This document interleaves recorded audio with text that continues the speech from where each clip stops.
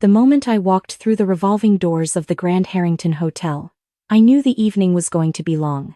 Not because of the chandeliers that caught the light and scattered it across the marble floor like something out of a magazine. Not because of the string quartet playing near the fountain, or the waitstaff moving silently between guests with trays of champagne. I knew it was going to be long because my sister-in-law was already standing near the entrance, watching me walk in, with that particular expression she reserved just for me. Mouth curved just enough to look polite. Eyes doing the actual work. "Oh," she said. "You made it." Like my presence was a surprise. Like she hadn't been the one to forward me the invitation 3 days ago with a message that said Mom wanted you here. "Don't embarrass us." I smiled. I wouldn't miss it. My brother stood beside her in a charcoal tuxedo that probably cost more than my monthly rent. He gave me the kind of hug that involves one arm and a pat on the back, the kind that says I acknowledge you exist without saying anything else. He was already scanning the room before he let go. "You look fine," my sister-in-law said. The word fine landed the way she intended it to. I was wearing a navy dress I'd owned for 2 years. It was well made, tasteful, and did not belong at a $500 A-plate charity gala at the most prestigious hotel in the city. I knew that. She knew that. The difference was that I didn't particularly care, and she needed me to. My mom was seated at a round table near the center of the room, already talking to one of my brother's colleagues. She looked up when she saw me and her whole face changed. That was the only thing that mattered. She reached for my hand before I even sat down. "You came," she said. "Of course I came." She squeezed my fingers. Her hands were thinner than they used to be. 3 rounds of treatment over 2 years had taken something from her that I couldn't name. Not her spirit, not her humor, not the way she laughed at her own jokes before she finished telling them, but something. Wait, maybe. Some kind of softness. I held her hand, and thought about the drive to the medical center at 6 in the morning, the insurance calls that lasted 45 minutes and resolved nothing, the notebook I kept on the kitchen counter with every medication name, every dosage, every time. My brother didn't know about the notebook. My sister-in-law definitely didn't. What they knew was that I had left my position at a consulting firm 4 years ago, that I currently worked in logistics, their phrasing, their tone, and that I lived in a 1-bedroom apartment on the east side of the city. They had constructed from these facts a complete picture of my life and were satisfied with it. The picture was wrong. But I had stopped trying to correct it. Dinner began. The room filled with the particular noise of wealthy people being carefully pleasant to each other. My brother's table included 2 other couples, a cardiologist and his wife, a real estate developer and hers. My sister-in-law moved through the conversation the way she moved through every room, efficiently, strategically, making sure the right piece in about her. I ate my salad and listened. "So what do you do?" The cardiologist's wife asked me somewhere between the first and second course. She had kind eyes and was probably genuinely curious. "Supply chain," I said. "Oh, interesting. For a company?" "For myself, mostly." My sister-in-law glanced over. I caught it. "She means she does freelance work," my sister-in-law said, with the gentle clarifying tone of someone doing me a favor. "It's flexible." "Which is great, honestly, given everything with Mom." The cardiologist's wife smiled politely and moved on. My brother refilled his wine glass. He didn't look at me. It wasn't the first time. It wasn't the 10th.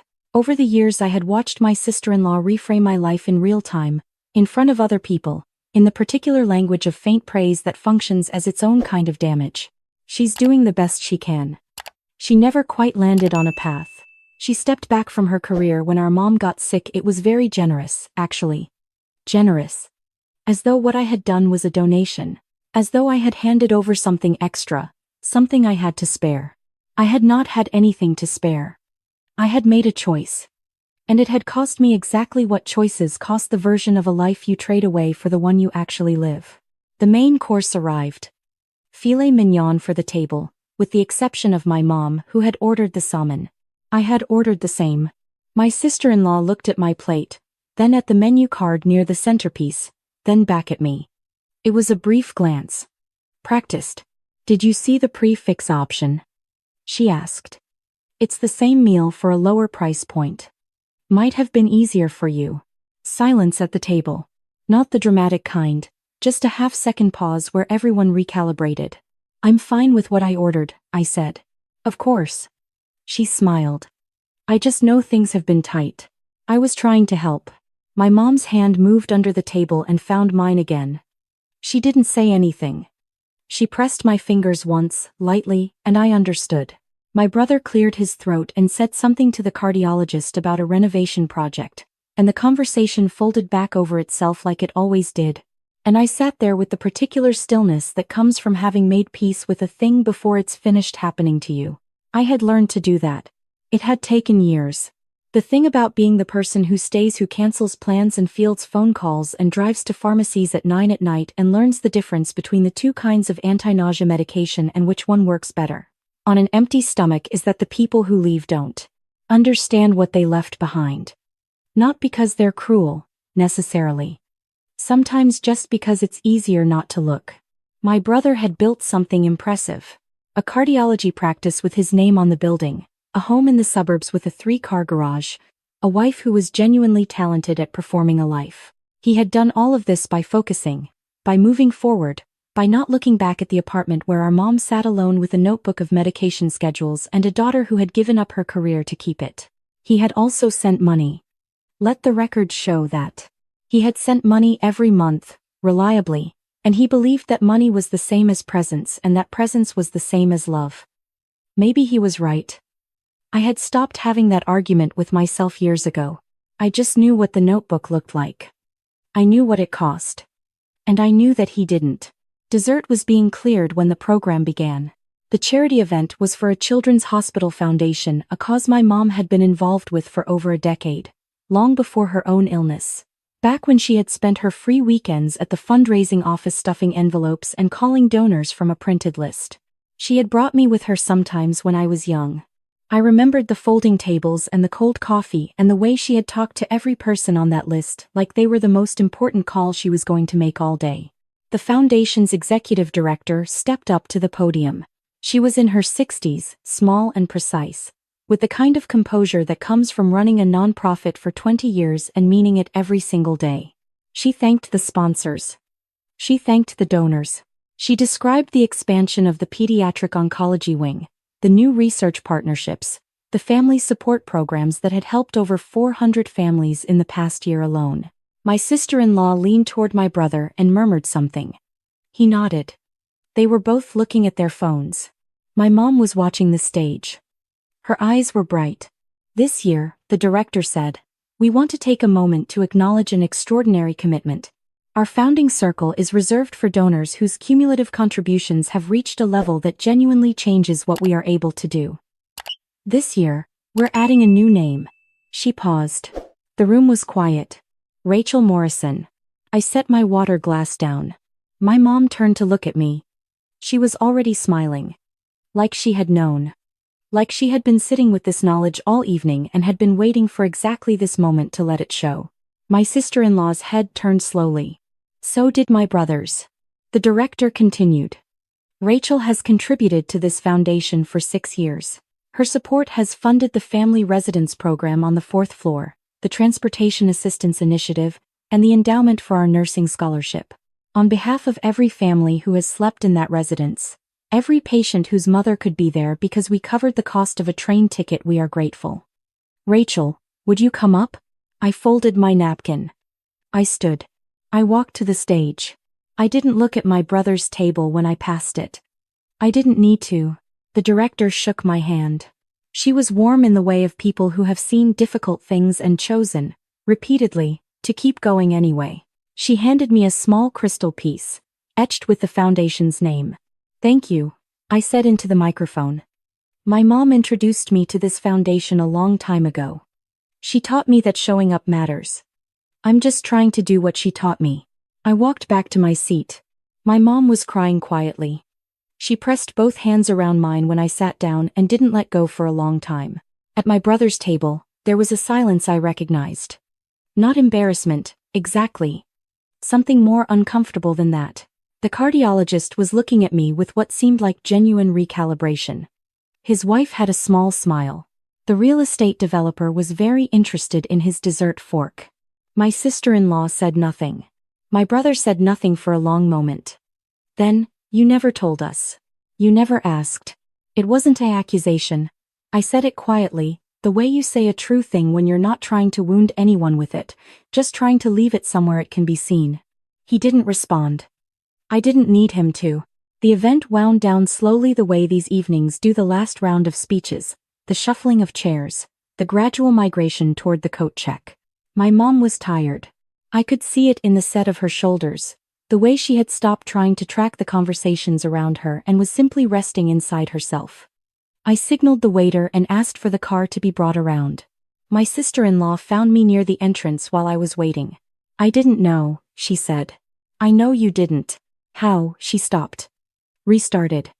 How long have you been donating? 6 years. She processed that. 6 years ago, I had just left my consulting job.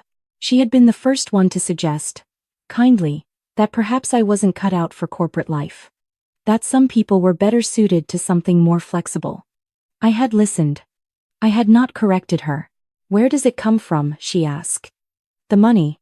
My company. The logistics. It's not logistics, I said. I built a supply chain software platform. We have clients in 22 states. I sold a partial stake 3 years ago and used part of the return to fund the foundation's residence program. She stared at me. I wasn't telling her this to wound her. I want to be clear about that, because I have thought about this moment and what it means. I was telling her because she had asked a direct question and I was tired of answering with less than the truth. There is a difference between privacy and disappearance, and I had been disappearing for long enough. Why didn't you tell us? She said. I did, once. I thought about the dinner 3 years ago when I had mentioned the platform, carefully, briefly, and my brother had said that sounds interesting in the voice people use when they mean I'm not listening, and my sister-in-law had pivoted the conversation to a vacation they were planning. It didn't seem like information you wanted. She looked down. Something in her face shifted, not quite guilt, not quite relief. Something in between, that nameless thing that happens when a version of someone you've been carrying around turns out to be wrong and you have to decide what to do with that. The prefixy comment, she said. It's okay. It wasn't. I know. I looked at her directly. It wasn't okay. But it's also not the one I remember most. She didn't ask which one I remembered most. I didn't tell her. My brother came to stand beside her. He had his coat over his arm and his jaw was doing the thing it does when he's working through something he doesn't want to show. We are our mother's children, both of us, and she did not raise people who fall apart easily. Whatever he was feeling, he was holding it in with both hands. The donation, he said. For the nursing scholarship. Was that? It's named for Mom. Yes. He exhaled. Long and slow. She knows? She's known for 2 years. She asked me not to tell you because she knew how you'd react and she didn't want it to become a thing. He looked toward the lobby, where my mom was now seated in one of the chairs near the entrance, talking to the foundation director with the easy warmth of old acquaintance. She had worked alongside this woman for a decade. She knew every person in that room who had ever stuffed an envelope. My brother had not known that either. I should have asked more questions, he said. It was not quite an apology. But it was a beginning of one, which is its own kind of thing. Yes, I said. You should have. He nodded once. We stood in the particular silence of siblings who love each other, and have failed each other and have not yet figured out exactly what to do with that combination. My mom appeared at my elbow. She had the crystal piece in both hands, turning it in the light. Ready? She asked me. Ready. She looped her arm through mine as we walked toward the door. She was humming something under her breath, an old song, something from her own mother, something I had heard 100 times in the kitchen when I was growing up. I didn't say anything. I just matched her pace. At the car, I held the door open for her. She got in slowly, the way she did everything now, with the deliberate care of someone who had been reminded by her own body that things take time. Before I closed the door, she looked up at me. You know I see it, she said. Everything you've done. Every single bit of it. Mom, I know you don't need me to say it. But I'm saying it anyway. She reached up and put her hand on my face. You are the one who stayed. That's not nothing. That's everything. I closed the door. I walked around to the driver's side. I sat in the dark of the car for a moment before I turned the key. There were things I had not said to my brother and his wife. Things I had been holding for a long time, The nights I drove home from the medical center, so tired I had to stop twice to keep from drifting. The meetings I had taken from the hospital waiting room with headphones in and a laptop balanced on my knees. The investor call I had done from the parking structure at 4 in the afternoon while my mom was in imaging. And I had 90 minutes and a thermos of cold coffee and a pitch deck I had built in pieces over 3 weeks. I had not built my company despite those years. I had built it inside them.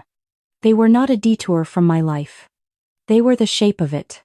I had not said any of this because some things are not for saying. They are for knowing, quietly, in the particular privacy of a life that doesn't need to be witnessed to be real. The car was warm. My mom had fallen asleep by the time we reached the on-ramp. I drove in silence through the night city, the lights sliding across the windshield, the road ahead clear and long and completely mine. 2 days later, my brother called. He was not a man who called easily. We talked maybe once a month, short calls, transactional. He would ask how mom was doing and I would give him the summary and he would say okay, good, I'm glad she has you, in a voice that communicated relief without quite landing on gratitude. I had accepted this. It was what he could give. This call was different. He talked for a long time. About the gala. About the scholarship. About a memory that had apparently surfaced, the two of us, young, sitting in the back seat of our parents' car while our mom counted change at the toll booth, something she did not because there wasn't enough money but because she was careful. The way people who grew up without enough are always careful, even when the circumstances change. She taught us the same things, he said. I just forgot some of them. I didn't say yes you did, or it took you long enough, or any of the things that were available to say. I know, I said. I want to do more, he said. With mom. And I want to understand what you're actually doing with the company, if you're open to that. I thought about it. I'm open to that, I said. And the other thing with Sarah, she feels terrible. I think she'd want to tell you that herself, if you'd let her. She can call me, I said. I'll answer. He was quiet for a moment. You're not going to make this easy, are you? I'm not going to make it hard, I said. But easy isn't mine to give you. That part you have to do yourself. He laughed. Short and real, surprised out of him. Fair. Yeah, I said. Fair. After I hung up, I went back to my laptop. I had a call in 20 minutes with a vendor in Seattle and 3 emails to get through before that. The morning light was coming through the window at the angle I liked, and my coffee was still hot, and somewhere in the other room my mom was watching the morning news at a volume she thought was reasonable and I thought was loud and that I had long ago stopped mentioning. Life is the accumulation of what you choose when no one is watching. I had chosen this particular life on a Tuesday 4 years ago when I cleared out my desk and drove to the medical center and sat in the waiting room and decided that the version of success I had been performing for other people was considerably less interesting to me than the one I was going to build for myself, quietly, on my own schedule, with no one's permission and no one's applause. I had not done it to prove something. I had done it because it was the right thing, and because I was my mother's daughter, and because she had spent a decade calling donors from a printed list like every single one of them was the most important call of her day. And somewhere in watching her do that I had learned something that I could not unlearn. Showing up matters. You do it not because someone will notice, not because it will be acknowledged at a charity gala with a crystal award and a room full of people watching. You do it because it's who you are when no one is looking. And who you are when no one is looking is the only version of yourself that you actually get to keep. I opened my laptop. I took a sip of coffee. Outside, the city was moving the way cities always move, indifferent, ongoing, full of people carrying their own private weight in their own private silence. I had a company to run. A mother to drive to her appointment on Thursday. A brother who was, slowly, remembering something he had forgotten. A sister-in-law who might surprise me. And a life that looked, from the outside, like logistics. From the inside, it looked like everything.